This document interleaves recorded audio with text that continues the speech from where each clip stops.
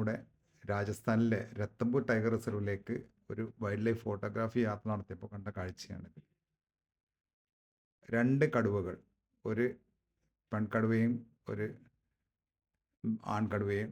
പെൺകടുവ ഒരു സാമ്പാർ ഡിയറിനെ പുഴയിൽ ചാടിച്ച് കടിച്ച് വെള്ളത്തിൽ താഴ്ത്തി കൊന്ന് എന്നിട്ട് നീന്തി അതിനെയും കൊണ്ട് നീന്തി കരയിലേക്ക് വരികയാണ്. ഈ മെയിൽ ടൈഗർ ഈ കരയിൽ തന്നെ ഉണ്ട്.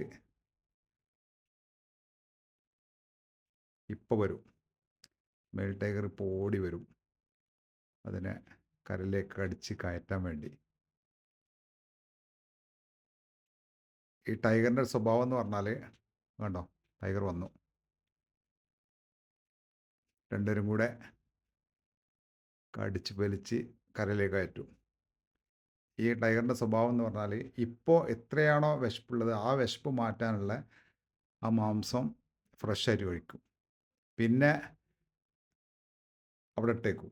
എന്നിട്ട് ഒരാഴ്ച കഴിഞ്ഞിട്ട് നല്ല വിശന്നിട്ട് ഈ ഇതിൻ്റെ മാംസം ശരിക്ക് അഴുകി പുഴുവരിച്ചതിന് ശേഷം മാത്രമേ പിന്നെ കഴിക്കുള്ളൂ. അപ്പോഴാണ് ഇവർക്ക് ഏറ്റവും ടേസ്റ്റ് എന്ന് തോന്നുന്നത് കഴിക്കാൻ. അതുവരെ അതിനെ ചുറ്റിപ്പറ്റുന്ന തന്നെ ടൈഗർ അവിടെ ഉണ്ടാവും. വേറെ ഒരു മൃഗങ്ങൾക്കും ഇതിൻ്റെ അടുത്തേക്ക് അടുക്കാൻ അവർ സമ്മതിക്കില്ല. എന്നിട്ട് അത് മുഴുവൻ കഴിച്ചതിന് ശേഷം മാത്രമേ അടുത്ത ഇരനെ പിടിക്കാൻ വേണ്ടി ഈ ടൈഗർ ശ്രമിക്കുള്ളൂ. ഈ ടൈഗർ ശരിക്ക് ടെറിട്ടറി ആയിട്ടുണ്ടാവുക, പക്ഷേ ഇത് പിന്നെ മാറ്റിംഗ് ടൈമിൽ മെയിൽ ഫീമെയിൽ ഒരുമിച്ചായിരിക്കും ഉണ്ടാവുക. ആ സമയത്തായിരിക്കും ഇത് ഇങ്ങനെ ഞങ്ങൾ കാണാൻ ഇട വന്നത്. ഓക്കെ.